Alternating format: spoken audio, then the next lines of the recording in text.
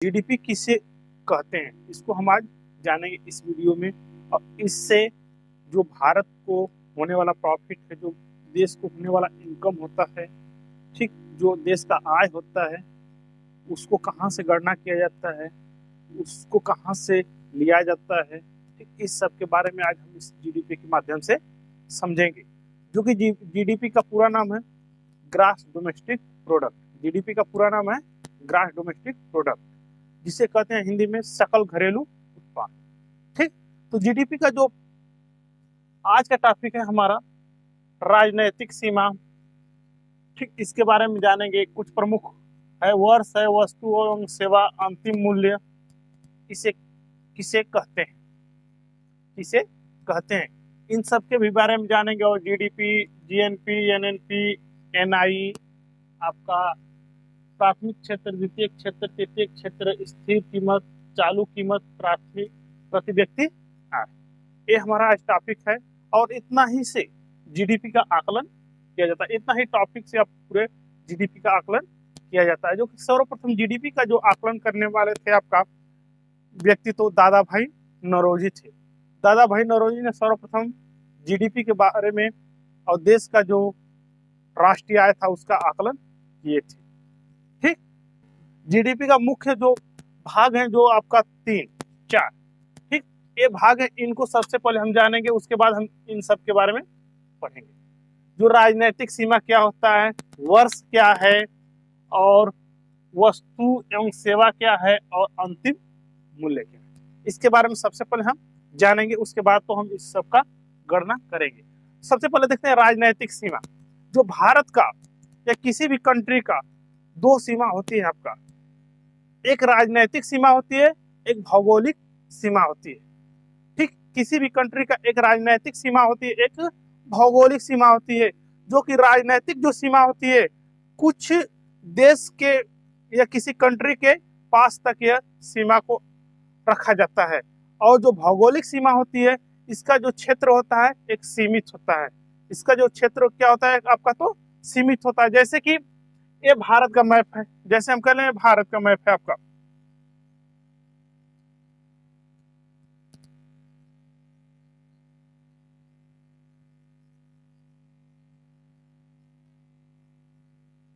अगर ये भारत का मैप है, ठीक, तो ये जितना इसका लकीर खींचा गया है, ये जितना मार्क है, ये इसको कहेंगे भौगोलिक सीमा। इसको क्या कहेंगे हम, भौगोलिक सीमा।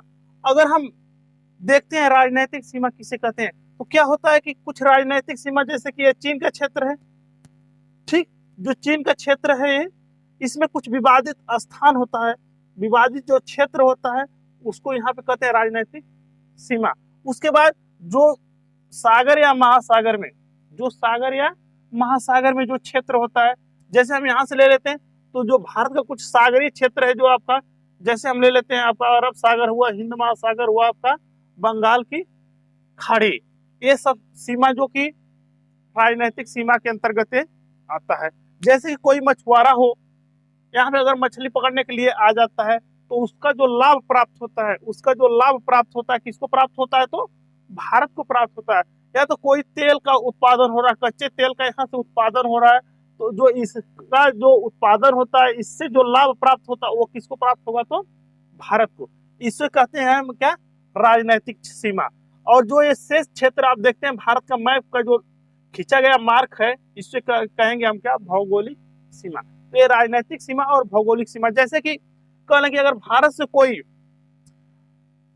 एयर इंडिया की जहाज है, ठीक, भारत से कोई एयर इंडिया की जहाज जो कि विदेश के लिए रवाना हुई, ठीक, विदेश के लिए क्या हुई, रवाना होती है, तो जो विदेश के लिए रवाना भारत की एयर इंडिया की जहाज विदेश के लिए सवारी लेकर गई, जो उस जहाज से जो लाभ प्राप्त होता है, उस एरोप्लेन से जो लाभ प्राप्त होता है, उसको क्या कहते हैं हम, क्या, राजनीतिक सीमा। क्योंकि यहाँ से अगर मान लेते हैं कि भारत से जो जहाज, एयर इंडिया की जहाज गई चीन में गई, तो यहाँ से लेकर सवारी को गई चीन में, और सवारी को यहाँ पे उतारती है, जो एयर इंडिया को जो लाभ प्राप्त होता है, जो वो संस्था है जिसको लाभ प्राप्त होता है, ठीक, और कहाँ से लाभ प्राप्त होता है, चीन से, तो उसको क्या कहेंगे हम, चीन की राजनीतिक, चीन की जीडीपी के रूप में नहीं जानेंगे। क्यों नहीं, क्योंकि वो भारत की है। तो जो लाभ प्राप्त होगा तो वो किसको प्राप्त होगा? भारत को। तो उसे भारत की जीडीपी के अंतर्गत रखेंगे। इसको भी क्या कहेंगे? राजनीतिक सीमा। जैसे कि कोई हर देश का एक देश में राजदूत होता है, अदर कंट्री में राजदूत होता है। जैसे कि भारत का कोई राजदूत है जो कि अमेरिका में है और भारतीय व्यक्ति वहां पे रह रहे हैं, और उनका क्या होता है, वीजा जो होता है, आपका पासपोर्ट जो होता है, उसकी जो नामांकन जो तिथि होती है वो समाप्त हो जाती है। ठीक, उसका डेट क्या होता है, समाप्त हो जाता है। तो उसको डेट को बढ़ाने के लिए ठीक वह कहाँ जाते हैं? राजदूत के पास जाते हैं, राजदूत के ऑफिस में जाते हैं, वहां से उसका डेट का को फिर क्या करते हैं? बढ़वाते हैं। ठीक, आगे बढ़ाकर जारी कराते हैं। ठीक जो कि उसमें कुछ फीस लगता है, वो तो काम कहाँ हो रहा है? अमेरिका में हो रहा है। जो कि उसका जो फीस लगता है वो फीस कहाँ पे आता है? तो भारत में आता है। राजदूत भी अमेरिका में, भारत का जो नागरिक है, जो कर्मचारी के रूप में अमेरिका में काम कर रहा है, जो कि उसका वीजा का डेट अगर खत्म हो जाता है तो वो अपने राजदूत के पास जाता है जहाँ उस डेट को बढ़ा सके। ठीक, और जो कि डेट बढ़ाने के लिए राजदूत कुछ फीस लेता है, और वो फीस वो कहाँ पे भेजता है? तो भारत में भेजता है। तो जो भारत को जीडीपी के अंतर्गत आएगा, जो उससे लाभ प्राप्त होगा जीडीपी के अंतर्गत। लेकिन दोनों काम कहाँ पे हो रहे हैं? तो अमेरिका में। तो इससे भी कहेंगे हम क्या? राजनीतिक सीमा कहेंगे। ठीक, इसे भी क्या कहेंगे हम? तो राजनीतिक सीमा कहेंगे। तो यही आपका राजनीतिक सीमा। ठीक, इसके बाद आगे चलते हैं हम वर्ष। वर्ष किसे कहते हैं? ठीक, वर्ष का मतलब क्या चीज है?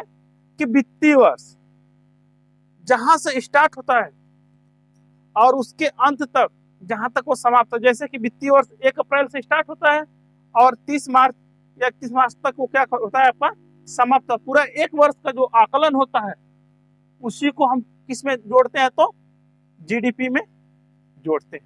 ये तो हुआ वर्ष। इसके बाद वस्तु एवं सेवा। वस्तु एवं सेवा किसे कहेंगे? तो जो वस्तु एवं सेवा, तो वस्तु अपनी मुद्रा के बदले कोई हम वस्तु को क्या करें? अपने पास ले सके। ठीक, मूल्य के रूप में वस्तु को हम क्या करें? खरीद सके। ठीक, उसे क्या कहेंगे हम? वस्तु। मतलब उसका कोई वैल्यू हो, हम कोई वैल्यू उसको दें तो वो वस्तु हमको क्या हो? मिल जाए, तो उसे क्या कहेंगे हम? वस्तु। ठीक, जो कि आपका सेवा, जैसे कि हम कोई मुद्रा देते हैं, ठीक, सिर्फ हमको अनुभव उस चीज का कर सकते हैं, उसको छू नहीं सकते हैं। जैसे कि हम कर ले तो, जैसे कि बैलेंस कराते हैं अपने मोबाइल फोन में हम जो भी बैलेंस कराते हैं 200-400 के, तो हम बैलेंस तो करा देते हैं, यहाँ से हम तो मुद्रा देते हैं, उसके बदले हमको क्या मिलता है? सेवा मिलता है। सिर्फ हम उसका अनुभव कर सकते हैं। जो नेट पैक वगैरह जो मिलता है, फ्री कॉलिंग मिलता है, ये एक प्रकार का है सेवा। सिर्फ हम उसको अनुभव कर सकते हैं। क्या उसको छू सकते हैं? नहीं, छू नहीं सकते हैं, सिर्फ उसका अनुभव प्राप्त कर सकते हैं।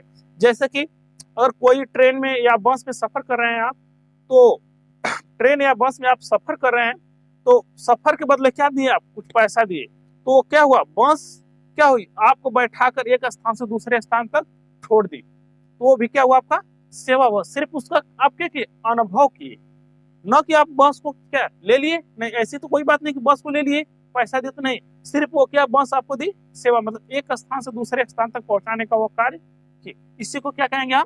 सेवा कहेंगे। इसके बाद है आपका अंतिम मूल्य। अंतिम मूल्य किसे कहेंगे? अंतिम मूल्य किसे कहेंगे? किसी वस्तु का, ठीक, किसी वस्तु का निर्माण में लगी हुई वस्तु के वैल्यू के योग को अंतिम मूल्य कहेंगे।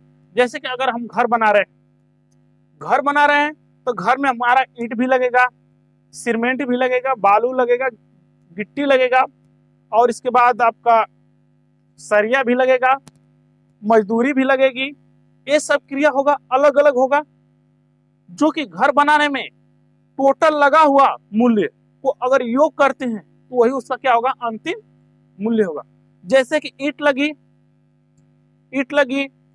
फिर सीमेंट लगा, बालू लगा, फिर गिट्टी लगी, ठीक, वगैरह, इनके मूल्य के योग को हम क्या कहेंगे? घर का अंतिम मूल्य कहेंगे। घर का क्या कहेंगे? अंतिम मूल्य कहेंगे। या तो किसी वस्तु को, जैसे हम एक लैपटॉप है, लैपटॉप में प्रोसेसर इंटेल कंपनी बनाती है, बॉडी और कोई कंपनी बनाती है, ठीक, सॉफ्टवेयर और माइक्रोसॉफ्ट तैयार करता है, ठीक, और ये सब मिलकर एक कंपोनेंट का निर्माण करते हैं जिसका नाम है लैपटॉप।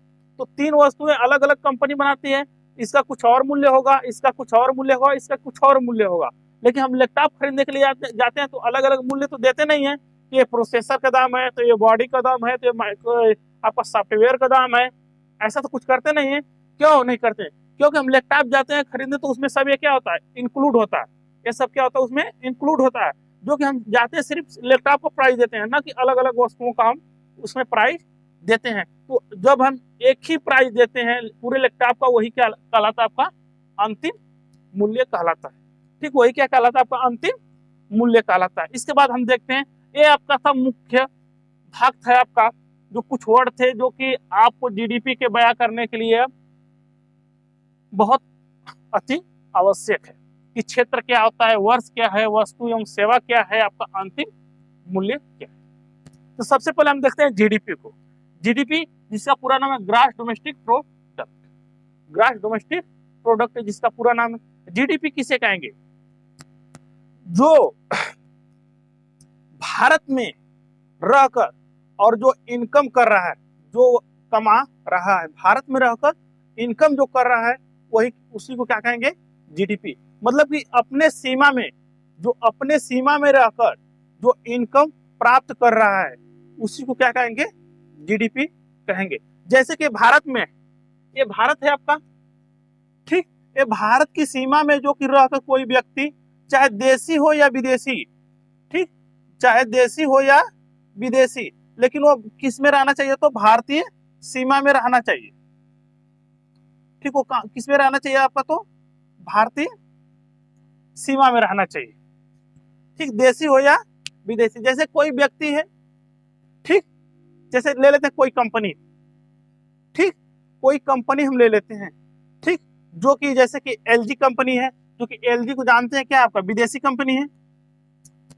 और भारत की कोई टाटा कंपनी ले लेते हैं, टाटा को, ठीक, एलजी और टाटा, ये देशी कंपनी है और ये क्या आपका विदेशी कंपनी है। और दोनों कंपनियां भारत में क्या कर रही हैं? अपना निवेश कर कर, पूंजी को निवेश कर कर यहाँ से लाभ प्राप्त कर रही हैं। यहाँ पे क्या इनकी फैक्ट्री चल रही है और यहाँ पे क्रय विक्रय कर कर अपना इनकम ये प्राप्त कर रही हैं। तो जो ये आपकी देशी कंपनी, मान लेते कि भारतीय जो कंपनी है आपका टाटा, ये आपको कमा रही है 500 रुपया, ठीक, ये कितने रुपये कमा रही है? 500 रुपया। और एलजी कंपनी जो विदेशी कंपनी है, एलजी जो क्या है आपका विदेशी कंपनी है, और ये कमा रही है 100 रुपया। कितनी कमा रही है? 100 रुपया। जो कि भारत की, जो कि ये कहें तो भारत की कुल जीडीपी कितनी रुपये हो जाएगी आपका? तो 600 रुपये। भारत की कुल जीडीपी कितनी रुपये हो जाएगी आपका? तो 600 रुपया। ठीक, ये कितनी जीडीपी हो जाएगी भारत की? तो 600 रुपया। इसी को कहेंगे भारत की जीडीपी। जो कि जो टोटल अपने देश का जो कंपनी है या अपने देश में जो नागरिक है वह कमा रहा है, और विदेशी भी नागरिक आकर यहाँ पे कमा रहे हैं, और उन्हीं दोनों का योग भारत की जीडीपी कहलाएगी। उन्हीं दोनों की आय का योग क्या कहलाएगा? भारत की जीडीपी। ठीक, इसे क्या कहेंगे हम? जीडीपी कहेंगे, जिसे हम कहते हैं ग्रॉस डोमेस्टिक प्रोडक्ट, जिसका हिंदी नाम है आपका सकल घरेलू उत्पाद। तो आपको समझ में आया होगा। फिर एक बार रिवीजन कर लेते हैं। अगर किसी देश के घरेलू सीमा में रहकर, किसी देश के घरेलू सीमा में रहकर अपने वित्तीय वर्ष में उत्पादित सेवाओं और वस्तुओं का मौद्रिक मूल्य, उत्पादित सेवाओं और वस्तुओं का मौद्रिक मूल्य ही जीडीपी कहलाती है। ठीक, जैसे हम बताएं कि अपनी घरेलू सीमा में रहकर, ये हमारी घरेलू सीमा है, ठीक, जो कि इसमें टाटा कंपनी भी है जो देसी कंपनी है, और एलजी कंपनी है जो विदेशी कंपनी है। जो टाटा कंपनी कमा रही है 500 रुपया और एलजी कमा रही है 100 रुपया, जो कि एक वर्ष बाद इसका आकलन किया जाता है, जो कि इसका जीडीपी, पूरे जीडीपी कितना हुई आपका? तो इन दोनों का मिलाकर तो 600 रुपया। इसको कहेंगे क्या? अपने सीमा में रहकर ये कितनी इसकी जीडीपी है? तो आपका तो 600 रुपया है। इसी को क्या कहते हैं हम? क्या? जीडीपी। ठीक, इसके बाद हम अगला देखते हैं जीएनपी, ये है आपका जीएनपी, ग्रास नेशनल प्रोडक्ट। अब ग्रास नेशनल प्रोडक्ट अब देखते हैं क्या चीज होता है। ठीक, ग्रास नेशनल प्रोडक्ट क्या चीज होता है? जैसे कि कोई व्यक्ति विदेश जाकर, जैसे कि राम है, राम है, राम है जो कि 50 रुपये कमा रहा है। कहाँ पे? तो चीन में। राम है जो चीन में अगर कितने कमा रहा है? 50 रुपये कमा रहा है। ठीक, जो कि ये हमारे देश का है। राम क्या है? हमारे देश का है। ये भारत से जाकर चीन में 50 रुपये कमा रहा है एक वर्ष में। ठीक, और जो कि विदेशी जो कंपनी जो एलजी है वो भारत में आकर प्रतिदिन कितना कमा रही है? 100 रुपये कमा रही है। और भारतीय जो कंपनी है टाटा, ठीक, भारतीय कंपनी जो टाटा है वह कितना कमा रही है? तो 500 रुपये कमा रही है। तो हमको निकालना क्या? Grass national product.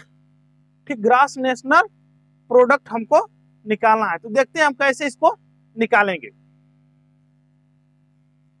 जिसे कहते हैं हिंदी में सकल राष्ट्रीय उत्पाद। जिसे कहते हैं हिंदी में क्या? सकल राष्ट्रीय उत्पाद। अब देखिए इसको कैसे निकालते हैं।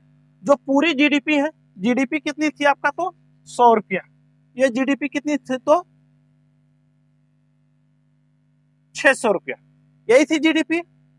अब इसमें क्या होगा कि जो देश में कमा रहा है व्यक्ति, और देश का जो व्यक्ति है अपने भारत में कमा रहा है जो कंपनी है व्यक्ति, और विदेश में जाकर कमा रहा है भारतीय व्यक्ति, उन दोनों का क्या करेंगे? हम योग करेंगे।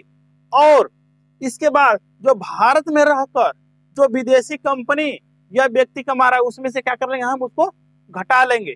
यही होगा आपका ग्रास नेशनल प्रोडक्ट। क्या होगा? सकल राष्ट्रीय उत्पाद होगा। जैसे कि हम निकालेंगे क्या? जीएनपी। जीएनपी हमको निकालना है, जीएनपी। तो हम क्या करेंगे इसमें से कि जीडीपी, जीडीपी कितना था आपका? 600 रुपया। तो जीडीपी में से हम क्या करेंगे? जीडीपी में से किसको घटाएंगे और किसको जोड़ेंगे? तो हम किसको घटाएंगे जीडीपी में से? जो राम है, ठीक, वह कमा रहा है, कहाँ का है? तो भारत का है, और जाकर कमा रहा कहाँ रहा है? तो विदेश में। तो उसको क्या करेंगे? हम राम को इसमें जोड़ देंगे। राम की आय को क्या करेंगे? हम इसमें जोड़ देंगे। और भारत में रहकर कमा रही विदेशी कंपनी को क्या करेंगे? इसमें से माइनस कर देंगे। उसके आय को क्या करेंगे? इसमें से माइनस कर देंगे। एलजी जो कंपनी विदेशी है ये कमा रही है भारत में रहकर, उसकी आय को क्या करेंगे? हम माइनस कर देंगे। वही क्या कहलाएगा आपका? GNP, grass national product. तो हम रख लेते हैं जो जीडीपी कितनी थी? 600 रुपया। अब प्लस राम की आय कितना था आपका? तो 50 रुपया। और माइनस एलजी कंपनी की आय कितनी थी? तो 100 रुपया। अब इसको टोटल को योग करेंगे तो कितना होगा? 550 रुपया। कितना होगा आपका? तो 550 रुपया। ये 550 रुपया हुआ। ये क्या हुआ आपका? जीएनपी, ग्रास नेशनल प्रोडक्ट, सकल राष्ट्रीय उत्पाद। इसे क्या कहेंगे हम? तो सकल राष्ट्रीय उत्पाद कहेंगे। ये था आपका सकल राष्ट्रीय उत्पाद। इसके बाद है आपका एनएनपी, नेट नेशनल प्रोडक्ट। अब नेट नेशनल प्रोडक्ट किसे कहेंगे? जैसे कि अगर हमारा जीडीपी है, ठीक, अगर हमारा जीडीपी है, जीडीपी में जो हास्य हो रहा है उसको अगर जीडीपी में से हम घटा लेते हैं, जो मूल्य का अवमूल्यन होता है अगर उसको हम क्या जीडीपी में से क्या कर ले? घटा लेते हैं। जो मूल्य का हास्य होता है उसको हम जीडीपी में से अगर घटा लेते हैं तो वही हमारा क्या कहलाता है आपका? तो एनएनपी, नेट नेशनल प्रोडक्ट कहलाता है। एनएनपी, नेट नेशनल प्रोडक्ट, शुद्ध राष्ट्रीय उत्पाद। क्या कहेंगे उसको? तो शुद्ध राष्ट्रीय उत्पाद कहेंगे। जैसे कि एनएनपी, जैसे कि हमारा जीडीपी कितना था आपका? तो ठीक, जीडीपी, ठीक, जीडीपी कितना था 600 रुपया, लेकिन जीएनपी मतलब कि grass national product, grass national product में से अगर हास्य मूल्य को अगर हम घटा लेते हैं, ठीक, ग्रास नेशनल प्रोडक्ट में से हास्य मूल्य को अगर हम घटा लेते हैं तो हमको प्राप्त होता है क्या, एनएनपी, शुद्ध राष्ट्रीय उत्पाद हमको प्राप्त होता है। जैसे कि हमारा जीएनपी कितना था आपका, तो 550 रुपया था, तो हमको निकालना है क्या, एनएनपी, एनएनपी हमको निकालना एनएनपी। तो एनएनपी कैसे निकालेंगे, जो जीएनपी में से अगर हम हास्य मूल्य को अगर हम घटा लें, हास्य मूल्य को अगर हम घटा लेते हैं, वही हमारा क्या कहलाएगा आपका, एनएनपी। जैसे हास्य मूल्य में क्या है, जैसे कि ये भारत में बन रही वस्तु है आपका 500 रुपए की, उसमें से कुछ वस्तु क्या हुई, नुकसान हो गई, तो नुकसान हुई वस्तु का दाम क्या कहलाएगा, हास्य कहलाएगा। नुकसान हुई वस्तु का दाम क्या कहलाएगा आपका, हास्य कहलाएगा। अगर उस वस्तु को हम क्या कर ले, घटा ले, उस वस्तु के दाम को अगर घटा लें तो शुद्ध जो राष्ट्र उत्पाद हमको क्या होगा, प्राप्त होगा। जैसे कि हम कोई वस्तु खरीदे थे यहाँ पे टाटा के द्वारा, ठीक, वो और वो वस्तु क्या टूटने के बाद वो क्या हुई, नुकसान हुई, और नुकसान हुए वस्तु का मूल्य जो है आपका, मान लेते हैं कि 20 रुपया है, नुकसान हुई वस्तु का मूल्य कितना है आपका, तो ये 20 रुपया है, ठीक। उस 20 रुपये को हम जीएनपी में से घटा लेते हैं, ग्रास नेशनल प्रोडक्ट में से अगर घटा लेते हैं उस नुकसान हुई वस्तु को, तो वही आपका नेट नेशनल प्रोडक्ट प्राप्त होगा, ठीक। तो एनएनपी कितना है आपका, तो जीएनपी कितना है आपका, तो जीएनपी है आपका 550 रुपया।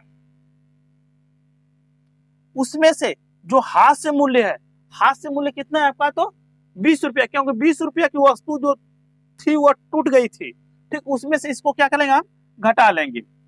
जब हम इसमें से घटाते हैं, जो टूटी हुई वस्तु का मूल्य है उसको इसमें से हम घटा लेते हैं। जब घटा लिए हम, तो कितना हमको प्राप्त हुआ, तो 530 रुपया हमको क्या हुआ, या प्राप्त हुआ। या 530 रुपया जब हमको प्राप्त होता तो उसको कहते हैं हम क्या, एनएनपी, ठीक। नेट नेशनल प्रोडक्ट किसे कहते हैं, तो नेट नेशनल प्रोडक्ट, तो जीएनपी में से अगर नेट नेशनल प्रोडक्ट हमको निकालना होता तो जीएनपी में से जो हास्य मूल्य होता है उसको अगर हम घटा लेते हैं तो हमको प्राप्त होता है क्या, एनएनपी, नेट नेशनल प्रोडक्ट हमको प्राप्त होता है। यह था आपका जीएनपी, एनएनपी, जीडीपी, ठीक। इसके बाद आगे देखते हैं हम एनआई। एनआई किसे कहते हैं, एनआई किसे कहते हैं, देखेंगे। एनआई नेशनल इनकम, जो नेशनल इनकम होता है उसको हम कैसे डिनोट करते हैं, देखिए नेशनल इनकम को कैसे हम डिनोट करते हैं, अपने जो भारत का जो इनकम है उसको हम कैसे डिनोट करते हैं। तो जो कोई वस्तु है जिसका मार्केट में मूल्य अंकित किया गया है, जो मार्केट में जो मूल्य अंकित किया जाता है वह वस्तु के उत्पादन के मूल्य से बढ़ाकर अंकित किया जाता है, क्योंकि हर जो सेलर होता है उसको लाभ कमाने की आशा लगी हुई होती है, तो उस जो वस्तु का वास्तविक जो मूल्य होता है उससे ऊपर अंकित किया जाता है, ठीक। जैसे कि कोई वस्तु है, ठीक, उसका जो मूल्य वास्तविक मूल्य है, जो उत्पादन मूल्य है आपका, उत्पादन जो मूल्य है कितना, 100 रुपया। उत्पादन कोई वस्तु है उसका उत्पादन मूल्य कितना आपका, तो 100 रुपया है, लेकिन उसको बढ़ाकर उस पर टैक्स लगाकर, जो मान लेते टैक्स जो है इसके ऊपर लगा आपका, टैक्स लगता है 10 रुपया, एक टैक्स के रूप में 10 रुपया लगा, ठीक। जो 10 रुपया लगता है आपका तो हुआ 110 रुपया, टैक्स लगा तो 110 रुपया हुआ। जो कि आपका कुछ जो सरकार है इस टैक्स के बाद कुछ जो सरकार है उस पर क्या करती है, आपका सब्सिडी दे देती है, छूट दे देती है, ठीक। सरकार उस पर क्या सब्सिडी देती है या छूट दे देती है। अगर छूट देती है तो उसका मूल्य क्या होता है आपका, घट जाता है। जब टैक्स हम देते हैं उस पर तो उसका मूल्य क्या होता है, बढ़ जाता है। जैसे कि अगर यही है आपका, अगर हम टैक्स इसमें इंक्लूड कर रहे हैं, अगर टैक्स हम इसमें इंक्लूड करें तो इसका मूल्य क्या होगा, बढ़ जाएगा। और इसमें अगर हम सब्सिडी या छूट दें, छूट देते हैं तो इसका मूल्य क्या होगा, घट जाएगा, मूल्य घट जाएगा। क्यों? क्योंकि छूट जो सब्सिडी मिलती है सरकार के द्वारा उसका वैल्यू को क्या करने के लिए, मूल्य को घटाने के लिए मिलती है, लेकिन टैक्स लगता है तो मूल्य उसका क्या होता है, बढ़ जाता है। तो हमको क्या करते हैं, अगर हम नेशनल आय का जो ज्ञात करते हैं उसमें क्या करते हैं, फैक्टर कास्ट को हम निकालते हैं। फैक्टर कास्ट क्या होता है, उत्पादन जो कास्ट होता है वही आपका फैक्टर कास्ट कहलाता है। तो क्या करते हैं, इसमें से जो टैक्स लगा है उसको इसमें से क्या कर लेते हैं, घटा लेते हैं। टैक्स को इसमें से क्या कर लेते हैं, घटा लेते हैं। जो फैक्टर अगर हम कास्ट निकालते हैं तो जो हमारा नेशनल इनकम है वो नेशनल इनकम का जो आकलन किया जाता है फैक्टर कास्ट पे ही किया जाता है। तो हमको फैक्टर कास्ट जब निकालना होता है, फैक्टर कास्ट जब निकालना होता है तो उसमें से जो मार्केट कास्ट होता है, ठीक, जो मार्केट कास्ट होता है उसमें मार्केट कास्ट में जो टैक्स लगा होता है उसको हम क्या कर लेते हैं, घटा लेते हैं। और जो सब्सिडी मिली है उसको हम क्या कर लेते हैं, उसमें जोड़ देते हैं। वही हमारा क्या होता है, फैक्टर कास्ट होता है। जो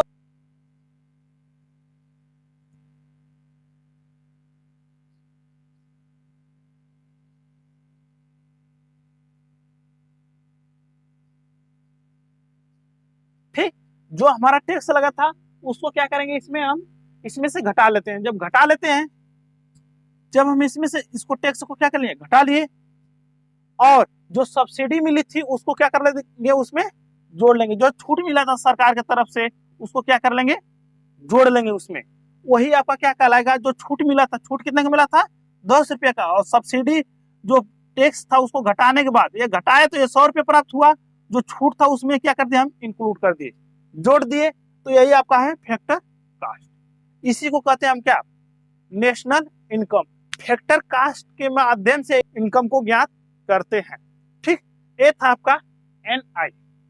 इसके बाद हम चलते हैं भारतीय आय के विवरण के क्षेत्र में। भारतीय राष्ट्रीय आय का जो विवरण है उसके क्षेत्र हम देखते हैं कौन किस किस क्षेत्र से उसको आय प्राप्त होता है। प्राथमिक क्षेत्र के बारे में जानेंगे। प्राथमिक क्षेत्र में क्या आता है आपका, कृषि, पशुपालन, खनन, वानिकी क्षेत्र इत्यादि, ये सब क्या है, प्राथमिक क्षेत्र है। जो कि राष्ट्रीय आय में जो प्राथमिक क्षेत्र का जो योगदान होता है मात्र ज्यादा नहीं होता है, 17% होता है वर्तमान समय में। लेकिन जब भारत आजाद था उस समय जो प्राथमिक क्षेत्र था उसका महत्वपूर्ण उस समय भूमिका थी राष्ट्रीय आय में, जो लगभग 51% भूमिका थी। ये प्राथमिक क्षेत्र की लगभग 51% भूमिका थी राष्ट्रीय आय में। लेकिन वह धीरे धीरे घटते घटते आज के डेट में मात्र 17% राष्ट्रीय आय में उसकी भूमिका है। किसकी, तो प्राथमिक क्षेत्र में।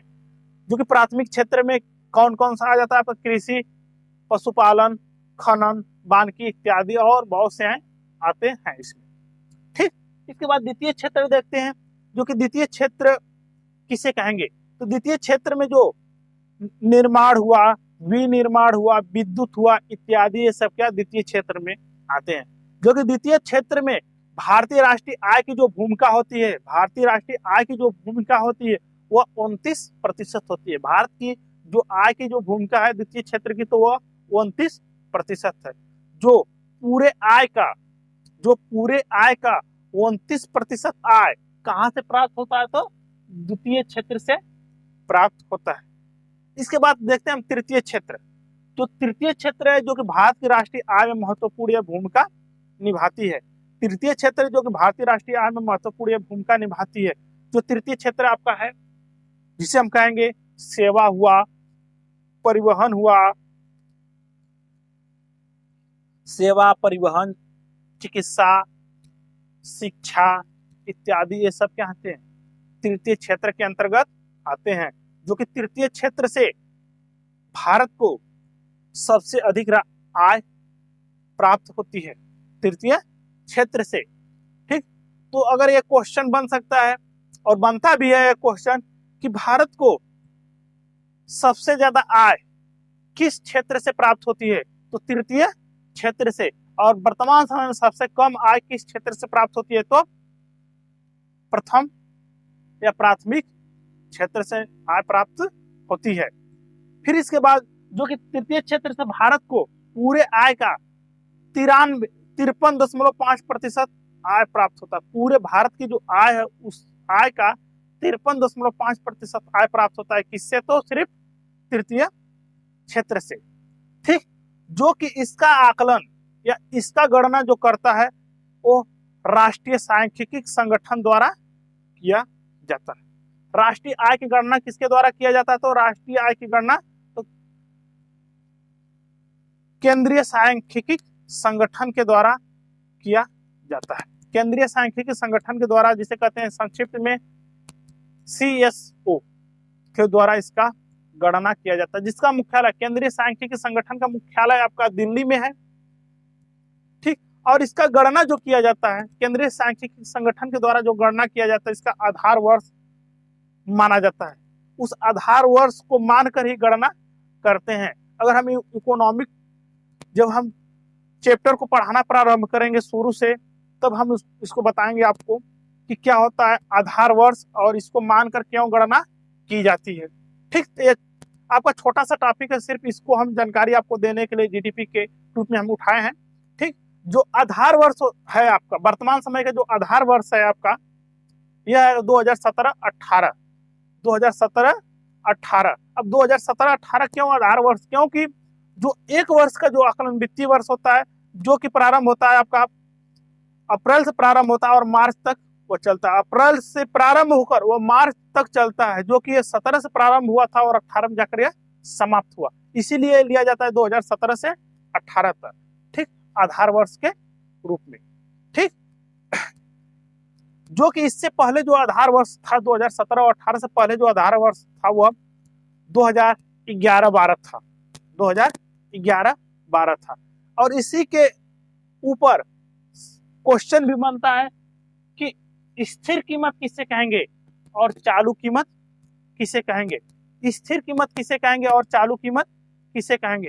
स्थिर कीमत तो क्या होता है कि जो आधार वर्ष मानकर जो गणना की जाती है, वर्तमान समय के जो आधार वर्ष होती है उसी पर मानकर गणना की जाती है। ठीक, जिस वस्तु की कीमत की गणना की जाती है या राष्ट्रीय आय की गणना की जाती है उसी को कहते हैं स्थिर कीमत। और चालू कीमत किसे कहते हैं? जो पिछले आधार वर्ष जो बीत गया है, जैसे कि 2011-12 जो आधार वर्ष जो था, इससे पहले वो बीत चुका है, अगर उसको आधार मानकर हम गणना करते हैं राष्ट्रीय आय का, तो उसे कहते हैं हम क्या? चालू कीमत। उसे क्या कहेंगे हमको? तो चालू कीमत। जो पिछला जो आधार वर्ष जो बीत चुका है 11-12 का, उसको अगर मानकर हम गणना करेंगे तो उसको चालू कीमत कहेंगे। और जो वर्तमान समय में आधार वर्ष है उसको अगर मानकर गणना करते हैं तो उसको कहते हैं हम क्या? स्थिर कीमत। इसके बाद है आपका प्रति व्यक्ति आय, जो कि प्रति व्यक्ति आय का आकलन सर्वप्रथम दादा भाई नौरोजी ने किए थे, जो कि 1867 में ये गणना किए थे प्रति व्यक्ति आय का। जो कि प्रति व्यक्ति आय क्या होता है? जो भारत का कुल राष्ट्रीय आय, भारत का कुल राष्ट्रीय आय बटे कुल जनसंख्या, भारत का कुल राष्ट्रीय आय बटे कुल जनसंख्या, यही क्या कहलाता है आपका? प्रति व्यक्ति आय। कुल राष्ट्रीय आय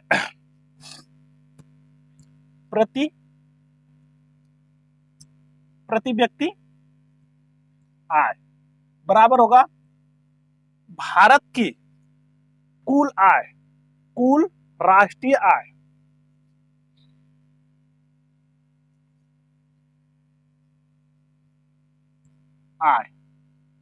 अब बटे कुल जनसंख्या।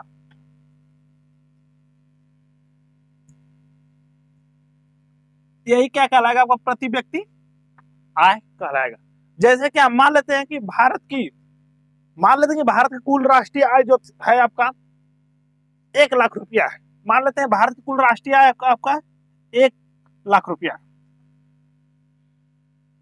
ठीक, और भारत की कुल जनसंख्या, मानने तो कुछ भी मान सकते हैं, कोई दिक्कत नहीं, समझने के लिए सिर्फ माने हैं मान लीजिए भारत की राष्ट्रीय आय कितना, 1 लाख रुपया, और भारत की कुल जनसंख्या आपका कितना है, 1,000 रुपया, 1,000 है। भारत की कुल जनसंख्या कितना है आपका, तो 1,000 है। तो बटे हम क्या कर देंगे आपका 1,000, कुल जनसंख्या कितना हुआ आपका, तो 1,000, जो कि हमको निकालना क्या, राष्ट्रीय आय निकाला। जब इससे हम भाग देंगे तो ये निकलेगा आपका क्या, प्रति व्यक्ति आय। तो प्रति व्यक्ति कितने रुपया मिला आपका, तो 100 रुपया मिला। यही होगा क्या आपका, तो प्रति व्यक्ति आय कहलाएगा। जो कि इसका सबसे पहले जो आकलन किए थे वो किए थे आपका दादा भाई नौरोजी। तो ये था आपका भारत की जीडीपी। ठीक, जीडीपी का आकलन कैसे करते हैं, जीडीपी का निर्माण कैसे होता है, इन सब के बारे में हम इस वीडियो में आज जाने। और आकलन आज भी हमारा किया जाता है, जो कि ट्रिलियन होता है आपका। जैसे कि ट्रिलियन को प्रारंभ कहाँ से किया जाता है, तो यह इसको प्रारंभ किया जाता है हजार से इसका ट्रिलियन प्रारंभ होता है। जैसे कि 1000 हुआ, ठीक, 1000, फिर होता है 3 जीरो का होगा आपका मिलियन, फिर इसके बाद हो जाएगा आपका बिलियन, फिर होगा इसके बाद ट्रिलियन। इसको कहेंगे हम क्या, ट्रिलियन। क्या कहेंगे हम इसको, तो ट्रिलियन कहते हैं। ये 1000 होता है, ठीक, जिसे 1000 कहते हैं। फिर ये 3 जीरो का मिलियन होता है, फिर 3 जीरो का क्या होता है, बिलियन होता है, और फिर 3 जीरो का क्या होता है, ट्रिलियन होता है। तो जो भारत की जीडीपी थी वो 5 ट्रिलियन का आंकड़ा किया गया था कि इसकी जीडीपी कितनी होगी, 5 ट्रिलियन होगी भारत की जीडीपी। ठीक, जो कि वर्तमान समय में 5 ट्रिलियन न होकर मात्र कितना है, लगभग 2.89 ट्रिलियन के लगभग है, 2.89 ट्रिलियन के लगभग इसकी क्या है, भारत की यह जीडीपी वर्तमान समय में है। ठीक ना, भारत की जीडीपी लगभग इतनी है इस समय, जो कि भारत पूरे विश्व में किस स्थान पे है, तो 6ठे स्थान पे है। ठीक, तो ये था आपका भारत की जीडीपी और वर्तमान समय में कितनी इसकी जीडीपी है, क्या इसका रैंक है, ठीक, और इसका आकलन कैसे करते हैं। ठीक, ये हमारा आज का वीडियो रहा। ठीक, इस वीडियो को 1 से 2 बार देखेंगे अच्छी तरह से, तो ये वीडियो आपको बहुत अच्छी तरह से समझ में आ जाएगी। ठीक, तो दोस्तों वीडियो अगर अच्छी लगी हो तो शेयर, लाइक और सब्सक्राइब जरूर करें, और अपने